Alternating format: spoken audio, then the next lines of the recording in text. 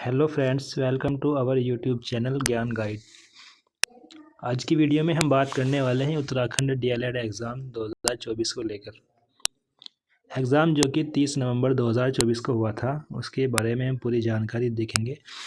Cut off की चर्चा हम पहले कर चुके हैं। अब हम देखेंगे रिज़ल्ट अपडेट, यानी रिज़ल्ट कब आ रहा है, काउंसलिंग कब होगी और एडमिशन फ़ीस आपकी क्या रहने वाली है, डाइट में हॉस्टल फैसिलिटी होती है या नहीं, और एग्ज़ाम की परसेंटेज कितनी रहती है, डाइट का टाइम टेबल क्या रहता है और उसमें हॉलीडे क्या है, और आपकी इंटर्नशिप कितने दिन की होती है, और सबसे इम्पोर्टेंट चीज़ वेटिंग लिस्ट कब आएगी और वेटिंग लिस्ट की कट ऑफ कितनी डिक्रीज़ होगी। तो चलिए वीडियो को ज़्यादा देर ना करते हुए शुरू करते हैं। सबसे पहले हम बात करेंगे एक्सपेक्टेड रिज़ल्ट डेट। 2023 का जो एग्ज़ाम हुआ था उसका रिज़ल्ट एग्ज़ाम के 2 मंथ बाद आया था और जनवरी तक उसकी काउंसलिंग हो चुकी थी, यानी जनवरी 2024 तक काउंसलिंग उसकी हो चुकी थी। इस बार जो एग्ज़ाम हुआ है, यानी एग्ज़ाम जो है ऑलरेडी लेट चल रहा है। इस बार जो एग्ज़ाम हुआ है वो हुआ है 30 नवंबर को। तो यानी कि उम्मीद की जा सकती है कि ये जो हमारा रिज़ल्ट है वो दिसंबर लास्ट तक या फिर जनवरी फर्स्ट वीक में, या तो दिसंबर लास्ट में या फिर जनवरी फर्स्ट वीक में आ सकता है। इसके पूरे पूरे चांस है। ऐसा मैं क्यों बोल रहा हूँ, क्योंकि फरवरी 2024 में हमारे उत्तराखंड बोर्ड के जो एग्ज़ाम है वो स्टार्ट हो जाएंगे और यूपीएससी पर प्रेशर है कि वो जल्दी से जल्दी डीएलएड के बैच को कंटिन्यू करे, क्योंकि ऑलरेडी बैच बहुत डिले चल रहा है। तो इसलिए उम्मीद की जा सकती है कि 30 नवंबर को जो एग्ज़ाम हुआ था उसका रिज़ल्ट 20-25 दिन के अंदर अंदर आ जाएगा और काउंसलिंग भी जल्दी ही स्टार्ट हो जाएगी। हमने बात कर ली एक्सपेक्टेड रिज़ल्ट डेट को लेकर, यानी हम मान सकते हैं कि जनवरी में फर्स्ट वीक में रिज़ल्ट आ ही जाएगा। तो चलिए हम बात करते हैं अब काउंसलिंग को लेकर। रिज़ल्ट आने के बाद, जैसे रिज़ल्ट आपका जनवरी में आता है तो जनवरी के एक सप्ताह बाद, यानी जिस डेट को रिज़ल्ट आएगा उसके 1 वीक लेटर क्या होगा, आपकी काउंसलिंग की डेट होगी। और काउंसलिंग के लिए सभी ज़िलों के जो अभ्यर्थी होंगे जिनका सिलेक्शन हो चुका होगा उन्हें देहरादून SCERT सभागार में बुलाया जाएगा। SCERT के सभागार में उनकी काउंसलिंग होगी। ठीक है, काउंसलिंग होने के बाद फिर क्या होगा, काउंसलिंग जब आपकी हो जाती है तो उसके बाद एडमिशन की प्रक्रिया चालू होगी। एडमिशन प्रोसेस क्या रहता है, जो बच्चे सिलेक्शन होने के बाद काउंसलिंग में भाग लेते हैं उन्हें 1 सप्ताह या 10 दिन का टाइम मिलता है एडमिशन लेने का। तो एडमिशन कैसे होता है, एक डिमांड ड्राफ्ट या चालान बनवाकर प्राचार्य के नाम से उसको फिर हमें क्या करना होता है, कॉलेज में लेकर जाना होता है और अपने तमाम डॉक्यूमेंट लेकर कॉलेज में एडमिशन लेना होता है। जिसकी अब हम एडमिशन की फ़ीस की बात कर लेते हैं। एडमिशन फ़ीस जो आपकी रहने वाली है वो 1 ईयर की 35,000 एग्ज़ाम फ़ीस होती है। 1 ईयर एग्ज़ाम 35,000 जो होता है आपकी टीचिंग फ़ीस होती है, और इसमें 700 या फिर 800 रुपये आपकी एक सेमेस्टर की एग्ज़ाम फ़ीस भी एक्स्ट्रा लगती है। इसके अलावा आपका कोई और ख़र्चा नहीं होता। एडमिशन फ़ीस के बाद, इसके बाद हम बात करेंगे हॉस्टल फैसिलिटी। ये बहुत बच्चों का क्वेश्चन है कि क्या डाइट में हॉस्टल फैसिलिटी अवेलेबल होती है, तो इसका जवाब है नहीं। हॉस्टल फैसिलिटी अभी फ़िलहाल अवेलेबल नहीं है डाइट में, इसीलिए अभ्यर्थियों को सलाह दी जाती है और उनके लिए एक बाध्यता है कि प्रथम वरीयता जो होती है वो आप अपने होम जनपद की ही भरेंगे, आप अपने गृह जनपद को ही प्रथम वरीयता देंगे। यानी अगर आपका सिलेक्शन होता है और आप काउंसलिंग में जाते हैं तो आपको जो फर्स्ट चॉइस आपकी होगी वो आपको होम डिस्ट्रिक्ट अपनी फर्स्ट चॉइस करनी पड़ेगी, जिससे आप डेली अप डाउन कर सको। ठीक है, इसके बाद हम बात करते हैं एग्ज़ाम परसेंटेज। देखो सबसे बड़ा क्वेश्चन है एग्ज़ाम परसेंटेज क्या रहती है। अगर हम उत्तराखंड से डीएलएड करते हैं तो उत्तराखंड का जो डीएलएड का एग्ज़ाम होता है उसकी जो ओवरऑल मार्क्स होते हैं वो 3000 मार्क्स होते हैं। और मैं जो आपको जानकारी दे रहा हूँ ये मैंने डाइट में एक बंदे ने डीएलएड किया है और फिलहाल वो जॉब में है, उनसे बात करके मैं इस वीडियो को बना रहा हूँ। वीडियो में बिल्कुल भी ऐसा नहीं है कि आपको लुभाने के लिए बना रहा हूँ। वीडियो में जानकारी जो है वो बहुत ही सही जानकारी रहने वाली है। 3000 मार्क्स का एग्ज़ाम होता है। इसमें अक्सर बच्चों के, मैंने जो वेटिंग लिस्ट आई है या फिर जो काउंसलिंग चल रही है फिलहाल प्राइमरी टीचर की, उसमें देखा है जो उत्तराखंड से डीएलएड करने वाले बच्चे हैं उनके 2700 प्लस मार्क्स हैं।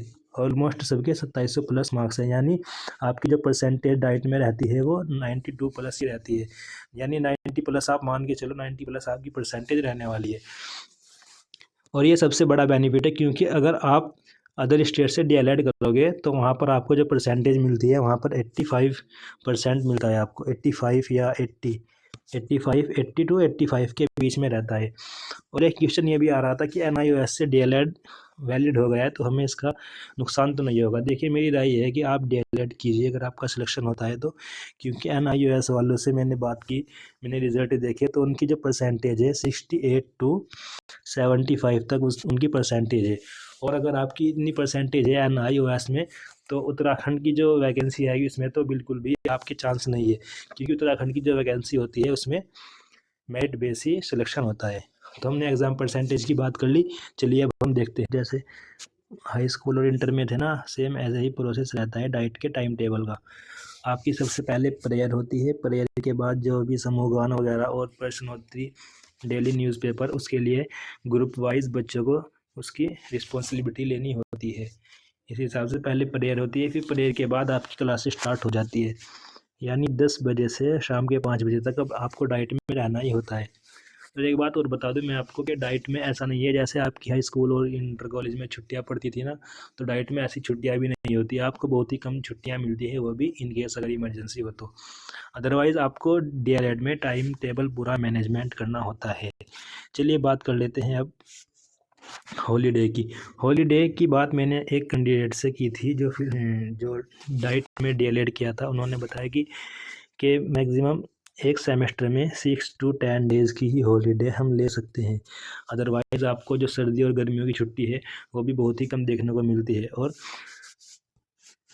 संडे और हॉलीडे जो भी हैं आपके फेस्टिवल की जो हॉलीडे हैं वो तो रहते ही हैं, लेकिन एक्स्ट्रा कोई आप छुट्टी नहीं ले सकते। इसके बाद हम बात करते हैं इंटर्नशिप की। डीएलएड जो होती है 4 सेमेस्टर में होती है, यानी 4 सेमेस्टर होते हैं डीएलएड में। हम बात करें कि फर्स्ट सेमेस्टर आपका जो है, फर्स्ट सेमेस्टर आपकी क्लास चलती है, ठीक है। सेकंड सेम में आपका क्या होता है, सेकंड सेम में आपकी क्लास तो चलती हैं, लेकिन इसमें 24 डेज़ की आपकी इंटर्नशिप होती है, ठीक है।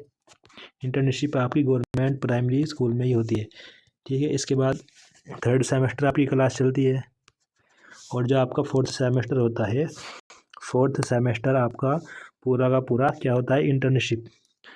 फोर्थ सेमेस्टर आपका इंटर्नशिप चलती है, यानी डाइट में आपको ओनली 3 सेमेस्टर तक ही रहना होता है। इसके बाद हम बात करेंगे वेटिंग लिस्ट की। काउंसलिंग होने के बाद जितने बंदे भी एडमिशन में पहुंचते हैं उसी के आधार पर वेटिंग लिस्ट निकाली जाती है। और इस बार मैं आपको एक चीज़ और बता दूं कि वेटिंग लिस्ट इस बार बहुत ही ज़्यादा डिक्रीज़ होने वाली है, क्योंकि एलटी का रिज़ल्ट अभी आया नहीं है, और जो एलटी के कैंडिडेट थे उन्होंने फॉर्म फिल किया था डीएलएड का। अगर डीएलएड से पहले, डीएलएड की काउंसलिंग से पहले रिज़ल्ट आ जाता है एलटी का, तो बहुत से कैंडिडेट ऐसे होंगे जो डीएलएड में एडमिशन नहीं लेंगे, और रिज़ल्ट नहीं भी आता है तब भी बहुत ही कम कैंडिडेट डीएलएड में एडमिशन लेंगे। तो ये बात तो तय है कि इस बार जो वेटिंग लिस्ट आएगी उसमें अगर आपके आर्ट में 140 भी है ना जनरल में, तब भी आपका सिलेक्शन हो जाएगा, जहाँ तक मेरी उम्मीद है। इसी तरह साइंस ग्रुप में 150 तक जनरल में आपका वेटिंग लिस्ट में नाम आ जाएगा, यानी ऑलमोस्ट 10 नंबर तो डिक्रीज़ होने वाली ही है, ठीक है। बाकी एक क्वेश्चन और था आपका कि यूपी से डीएलएड करे या नहीं। देखिए यूपी में अभी तक क्या होता था कि डीएलएड जो था अदर स्टेट के लिए नहीं था, डीएलएड केवल यूपी डोमिसाइल वाले ही डीएलएड कर सकते थे वहाँ से। लेकिन क्या हुआ कि वहाँ पर डीएलएड की सीटें काफ़ी खाली रह जाती थी, तो इसलिए यूपी गवर्नमेंट ने क्या किया, सन 2024 में एक जियो निकाला और उसमें कहा कि हम अदर स्टेट को भी डीएलएड में मौका देंगे। लेकिन उनके लिए मौका तब मिलेगा जब यूपी के जो बंदे हैं वो डीएलएड में एडमिशन ले लेते हैं और सीटें खाली बचती हैं, यानी अदर स्टेट को सेकेंड काउंसलिंग में मौका दिया जाएगा। तो आप, उम्मीद है कि आपको जानकारी अच्छी लगी होगी। अगर जानकारी अच्छी लगी हो तो चैनल को सब्सक्राइब ज़रूर कीजिएगा और कमेंट में अगर आपको कोई और क्वेश्चन है तो उसको भी ज़रूर लिखिएगा और मैं जल्दी ही आपको वीडियो के साथ जानकारी दूंगा। Thank you for watching.